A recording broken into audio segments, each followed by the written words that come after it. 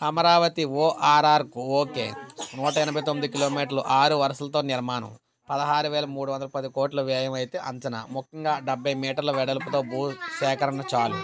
ORR లోపల వైపు service రోడ్ల నిర్మాణం కూడా. విజయవాడ తూర్పు బైపాస్ వద్దంటూ కొర్రి. మెర్త్ మనకి మర్త్ అలైన్మెంట్ అప్రూవల్ కమిటీ కీలక నిర్ణయం అనమాట.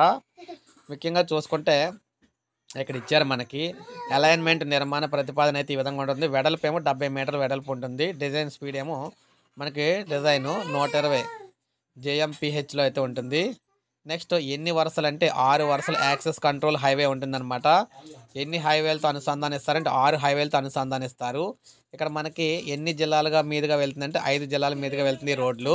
ఎన్టీఆర్ జిల్లా, కృష్ణా జిల్లా, ఏలూరు జిల్లా, గుంటూరు జిల్లా, పల్నాడు జిల్లా మీదుగా వెళ్తుంది. ఇక్కడ ఇంటర్చేంజ్లు 9 ఉంటాయి. ప్రధాన వంతెనలు మనకి 14 ఉంటాయి. చిన్న వంతెనలేమో 151 ఉంటాయి. ఇక అండర్ పాస్లు 78 ఉంటాయి. ఆర్ఓబీలు 7 ఉంటాయి. సొరంగాలు అంటే టన్నెల్స్ ఏమో 3 ఉంటాయి. వంతెనలు ఏమో మనకి కృష్ణా నదిపై 2 వంతెనలు నిర్మిస్తారు.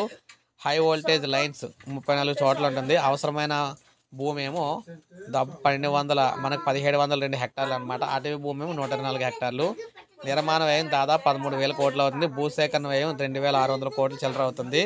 అటవీ అనుమతులు ఖర్చు 150 కోట్లు అవుతుంది. పర్యావరణ మదింపు అనుమతుల వ్యయం 200 కోట్లు అవుతుంది. సో ఈ విధంగా మొత్తంగా చూసుకున్నట్లయితే రాష్ట్ర రాజధాని అమరావతి కోసం ప్రత్యేక అలైన్మెంట్లతో రోడ్లు అయితే రాబోతూ ఉన్నాయి. అది మిగిలిన అన్ని జిల్లాల్లో కలుపుతూ యాక్సెస్ రోడ్లు ఇస్తూ భారీగా రోడ్లు అయితే ఏర్పాటు చేయబోతున్నారు. ఇది మనకి లేటెస్ట్ అప్డేట్. ఒక లైక్ చేయండి, సబ్స్క్రైబ్ చేసుకోండి, మన ఛానల్ సబ్స్క్రైబ్